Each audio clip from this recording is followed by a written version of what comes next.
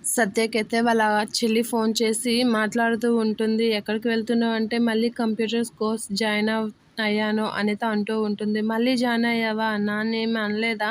అని సత్య అడుగుతూ ఉంటుంది. ఆ మాటలకి "నాన్నేమి అనలేదక్కా, నాన్నే చెప్పారు జాయిన్ అవ్వమని. మొన్న బావగారు కాళీగాడిని చితక్కొట్టి ఇంటికి తీసుకొచ్చి అందరి ముందు పెట్టాడు కదా! ఆ దెబ్బకి నాన్నకి చాలా ధైర్యం వచ్చేసింది.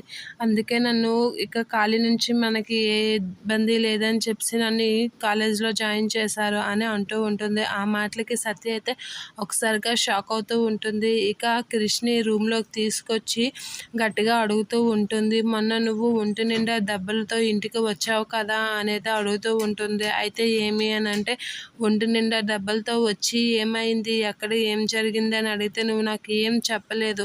అసలు ఏమైంది? మళ్ళీ ఆ కాళీని కొట్టావా?" అని అడుగుతూ ఉంటాడు. "ఏదో చిన్న లొల్లిలే, దాని గురించి నీకెందుకు" అని క్రిష్ అనేసి తప్పించుకుంటూ ఉంటాడు. ఆ మాటలకి సత్య అయితే, "ఏంటి లొల్లి చెప్పు? మా ఇంట్లో వాళ్ళ వల్ల నీకు కాళీతో గొడవ పడవలసినంత అవసరం ఏంటి?